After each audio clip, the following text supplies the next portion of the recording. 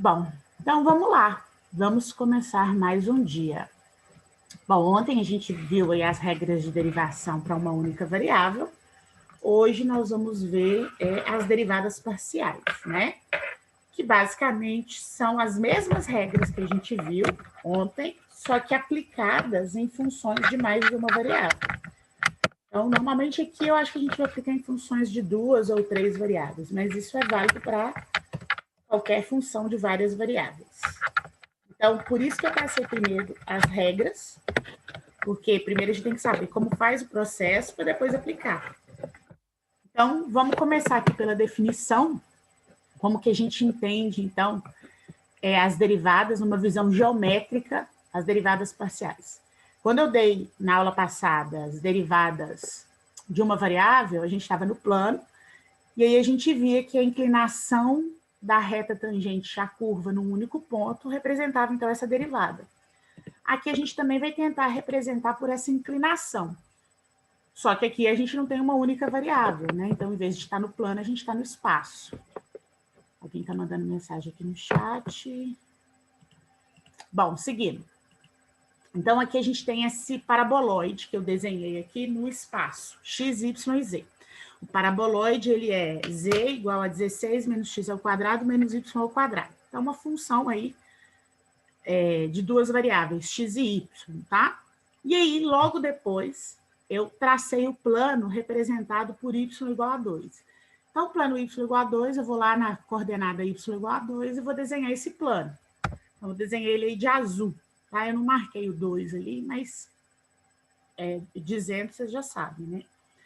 Quando eu desenho esse plano y igual a 2 e jogo ele no paraboloide, que é nessa curva Z, eu vou encontrar a curva 16 menos x ao quadrado, e substituindo y por 2, eu vou ter menos 4, que vira nada menos que 12 menos x ao quadrado, que é uma parábola, né? Então, por quê? Porque a gente está fazendo a interseção do plano com o paraboloide. E aí, nessa curva, nesse paraboloide, nessa interseção, a gente foi e pegou um ponto específico. Definiu o ponto 1, 2 e 11. Ou seja, x valendo 1, y valendo 2, automaticamente o z vale 11, que é esse ponto que está de azul aí. Eu tracejei só para que vocês entendessem as coordenadas. Então, o ponto ele está lá em cima, ele está aqui, ó, deixa eu passar o mouse para ver. O ponto está aqui. Ele é a interseção desse plano azul, que é y igual a 2, com o paraboloide, que é essa curva preta. E aí a gente vem, bom, eu tenho esse ponto aqui em cima dessa curva, né, desse interceptando, né, no intercepto do plano e do paraboloide. Esse ponto, tem como eu calcular a inclinação da reta tangente a esse ponto? E é isso que a gente vai ver agora, que é o mesmo conceito que a gente usou lá atrás. Só que aqui, se eu fosse analisar a inclinação, eu poderia ter duas inclinações com relação ao paraboloide. Eu teria uma inclinação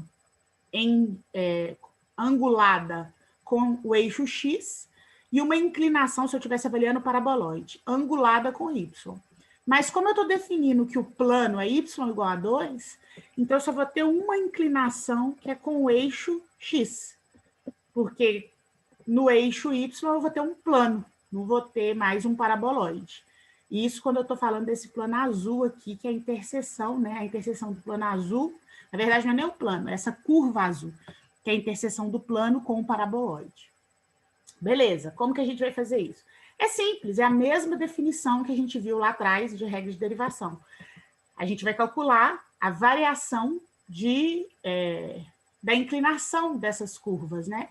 Quando a gente estava num plano R2, a gente fazia a variação de y sobre a variação de x e fazia esse limite tender a zero, para que, em vez de ter dois pontos, uma reta secante, eu tivesse uma única reta tangente. Aqui nós vamos fazer a mesma coisa, só que nós vamos considerar essa inclinação tanto no plano x, como a gente de costume faz, quanto no plano y. Então, eu vou estabelecer uma variação em x, assim como eu estabeleço uma variação em y. E a nossa inclinação agora recorrente é a altura z, né? Porque quando a gente vai fazer na variação, a gente olha só a variação de x e y num plano. Agora a gente tem três eixos, né? Então, essa inclinação vai ser a variação de y sobre a variação de x para um e para o outro, a variação de y com relação à variação de x avaliando as duas inclinações, porque agora o plano x e y, em vez de ficar y, vamos dizer assim, na vertical e x na horizontal, ambos vão ficar no plano inferior, né? O que a gente vai ter aí é a altura z. Vamos ver isso do ponto de vista prático, né? A mesma curva que eu desenhei lá, o paraboloide, interceptando o plano onde y é igual a 2. Beleza. Quando a gente estabelece que é a interseção do plano e do paraboloide, a gente tem uma curva. Ela deixa de ser uma superfície e se torna, então, uma função de uma única variável. Porque quando y vale 2, você vai substituir, você vai ter uma função só de variável x, que é a parábola. E aí eu vou ter essa parábola que antes era uma função paraboloide, era f de x e y, agora eu estou chamando a parábola g de x, quando y é igual a 2, de 12 menos x ao quadrado. Bom, essa função de uma única variável é fácil estabelecer a inclinação, porque a gente sabe que a inclinação de qualquer curva é dada pela derivada no ponto de tangência. Então, aqui, quando eu tenho essa única variável, eu posso determinar a derivada de g e automaticamente eu achei a inclinação da reta, ou a inclinação daquela curva, melhor dizendo, né? Então, no ponto onde x é 1 e y é 2, a gente tem a inclinação dessa curva g. Basta derivar essa curva, a derivada dessa curva dá menos 2x, substitui por x igual a 1, você tem a inclinação nesse ponto. Basicamente é isso. É muito simples, por isso que eu falei que depois que a gente sabe todas as regras, o processo, quando a gente entra em derivadas parciais é muito simples. Então, olha, a gente também poderia aplicar aqui nas regras de derivadas parciais, regra da cadeia. Ah, uma coisa que eu não falei, importante falar. A gente está estabelecendo aqui uma função de uma única variável, mas nem sempre é necessário a gente estabelecer uma função de uma única variável. A gente também consegue derivar a função quando ela apresenta mais de uma variável. Basta que eu analise que, no momento que eu estiver executando a derivada, eu derivo com relação a uma variável. Eu escolho a variável que eu vou fazer a variação, ou x ou y, ou depende da variável que estiver sendo apresentada, e eu derivo com relação àquela variável. Outra forma de fazer isso é parametrizando. Como assim? As variáveis x e y podem ser expressas por outras variáveis, como a variável t. E aí eu uso uma combinação de funções, onde x e y são expressas por outras variáveis, que são parametrizadas, e aí eu represento uma única função de uma única variável t. E aí também faz o processo de derivação. Então, eu vou mostrar os dois aqui. Então, a gente tem aqui a regra da cadeia de uma função f com duas variáveis. Aqui a nossa função f é de x e y. E aqui a gente vai parametrizar. Como assim? A x, ela pode ser expressa como uma função de variável t e y da mesma forma. Então, quando eu faço a derivada da função x e y, eu poderia simplesmente fazer uma derivada da função através da variável t. Lembrando que x e y são funções parametrizadas por t.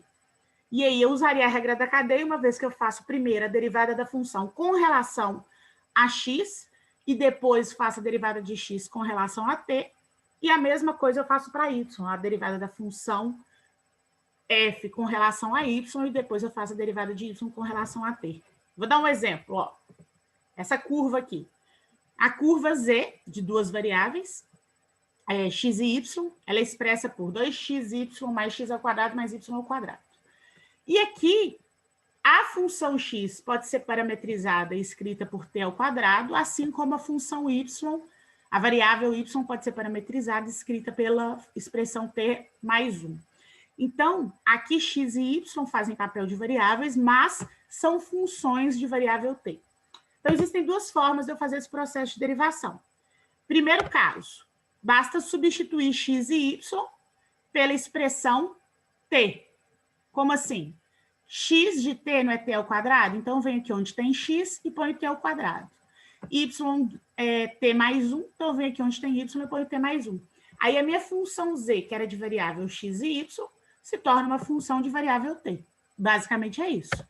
Ali, ó. Peguei aqui, ó, 2xy, substituí x por t ao quadrado e y por t mais 1.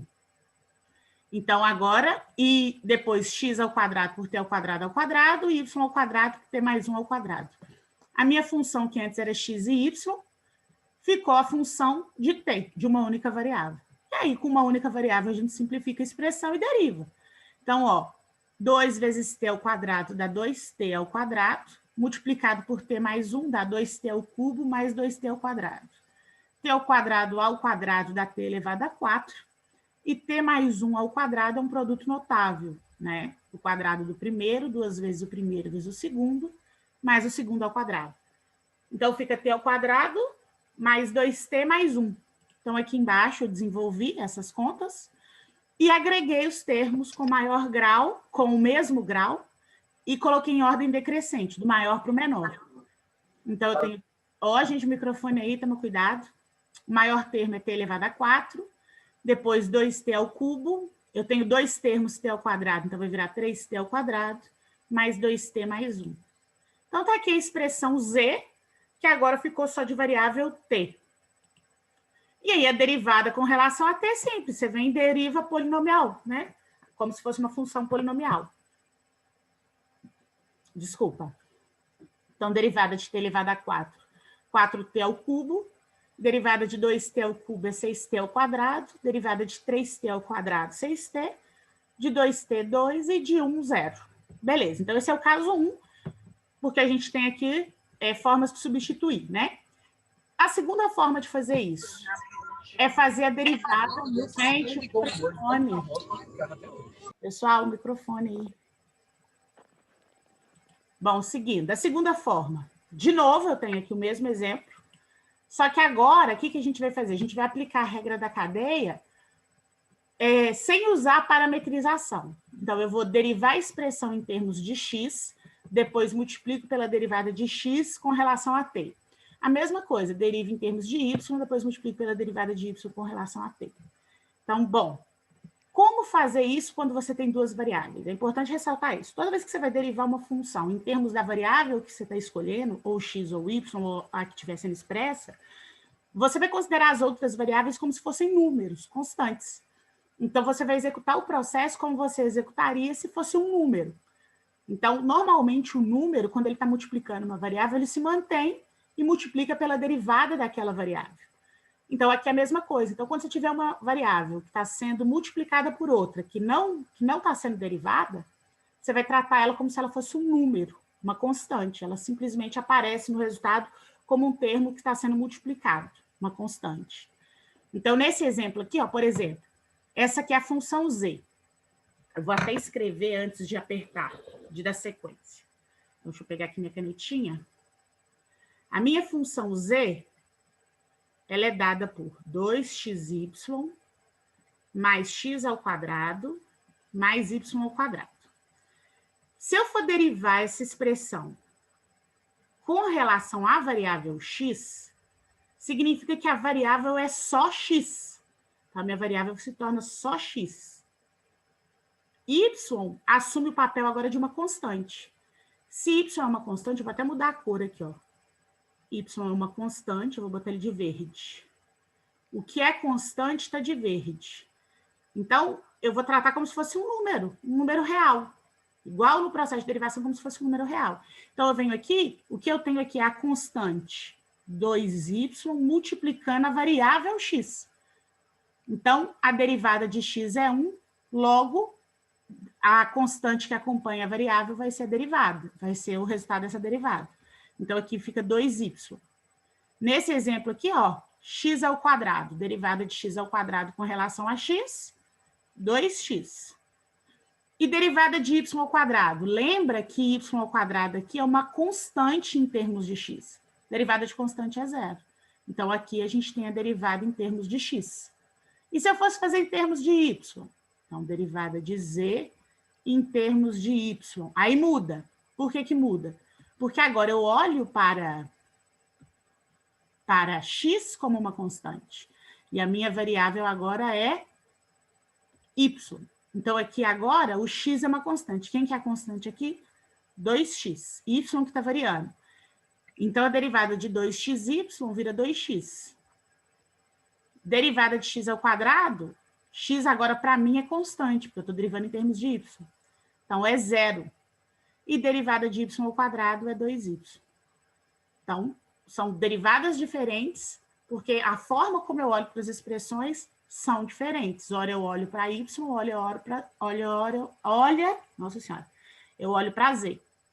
Então, ó, isso que eu acabei de mostrar, eu fiz aqui, ó. Então, fazendo essas derivadas, eu tenho primeiro a derivada da expressão z com relação a x, que a gente acabou de fazer, e multiplico depois a derivada de x com relação a t. Como x é t ao quadrado, essa derivada dá 2t.